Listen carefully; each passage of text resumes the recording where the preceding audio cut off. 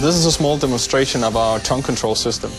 My colleague Romulus here, he has the system inside his mouth, and the system transmits from his mouth to the computer, which then controls our small wheelchair demo.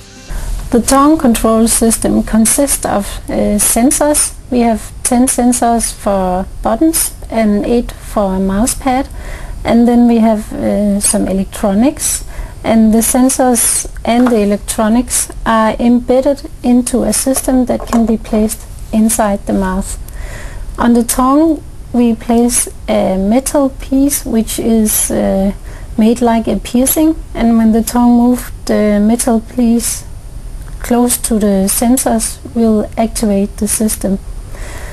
The signal from the sensors will be transmitted wirelessly out of the mouth. Det er, at man kan slippe for at bruge sådan en dum mus, man skal have spændt fast på bordet, som skal sidde i en bestemt højde, og hjælperne skal flytte på med det samme. Der er bare det mindste skævhed på den, så er man ude af stand til at bruge den.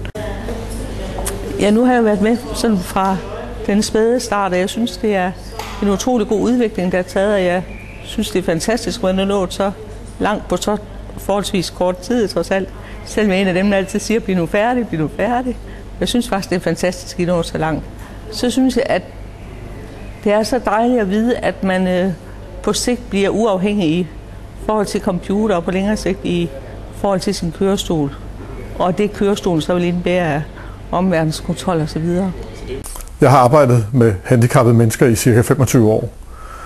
Og i hverdagen stødt på alle de problemer, der har været med at få folk til at fungere ved hjælp af teknologi. Det, der er fordelen ved tungestyringssystemet i forhold til de tidligere kendte styresystemer til kørestole, er, at man med tungen kan blive i stand til at køre med kørestolen i alle retninger ved alle hastigheder, hvorimod svært handicappede tidligere har været nødt til at betjene sig af et scannersystem, der har gjort, at man kun har kunne køre i en retning af gangen og ved en hastighed.